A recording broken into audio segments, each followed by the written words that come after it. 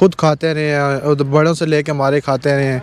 और कभी ये बनाओ कभी वो बना लो, फिर आज के टाइम में अभी वो नज़र में नहीं आते हैं किधर है, नहीं कोई किधर है कोई किधर है।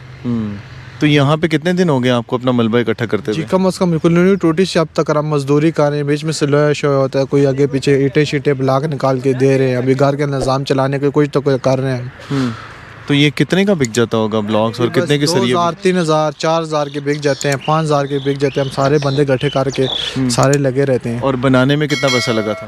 बनाने में तो कम से कम लगे थे 20-22 लाख रुपए हमारे घर में लगा था अपना। अब मुख्तसरन यही है कि जिस तरह से सरवर बता रहा है कि जिन लोगों का 30-35 लाख रुपए लगा, उनको अभी तक 30-35 हज़ार रुपया जो है वही रिकवर हो चुका है। क्यों? क्योंकि ये सब को सब जो है वो अब मलबे का ढेर बन चुका है। और आपको पता ही है कि जो ईंटें होती हैं वो जैसे जैसे पुरानी होती जाती हैं वो मज़बूत होती जाती हैं, लेकिन इसके बावजूद भी अब इनके जो ब्लॉक्स हैं वो भी इस काबिल नहीं रहे, क्योंकि जिस वक्त ये सब कुछ टूटा तो ये ब्लॉक्स जो हैं ये अब छोटे छोटे हो गए हैं। देखें टुकड़े, ये ब्लॉक्स जो हैं वो किसी काम के नहीं होते।